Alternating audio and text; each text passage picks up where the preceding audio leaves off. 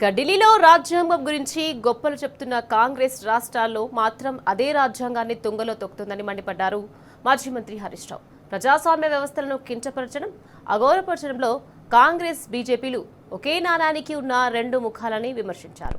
లోక్సభలో deputy speaker పోస్టును 7 ఏళ్లుగా ఖాళీగా ఉంచడాన్ని రాజ్యాంగ శూన్యతని పీఏసీ చైర్మన్ కేసీ వేణుగోపాల్ అనడం హాస్యాస్పదమన్నారు హరీష్ రావు. కేసీ వేణుగోపాల్ చెప్పిన మాటలు నిజమే కావచ్చు, కానీ అదే సూత్రం తెలంగాణలోని కాంగ్రెస్ ప్రభుత్వానికి వర్తించదా అని హరీష్ రావు ప్రశ్నించారు.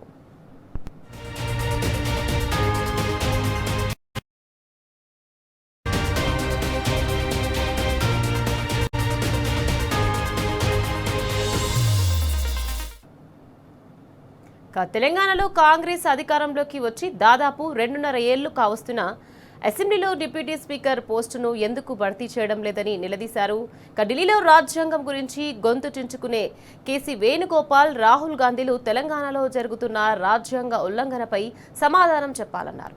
రాజ్యాంగ విలువల గురించి ఢిల్లీలో నీతులు చెప్పే కాంగ్రెస్ రాజకీయ అవసరాల కోసం రాష్ట్రాల్లో వ్యవస్థలను ఖూరీ చేస్తుందని హరీష్ రావు మండిపడ్డారు.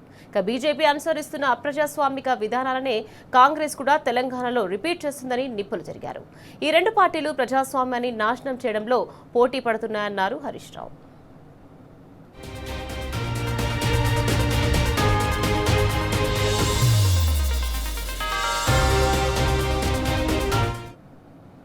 అనుకూలంగా ఉన్నప్పుడు ఒక మాట, లేనప్పుడు మరో మాట మాట్లాడడం కాంగ్రెస్ నైజమని హరీష్ రావు విమర్శలు గుప్పించారు.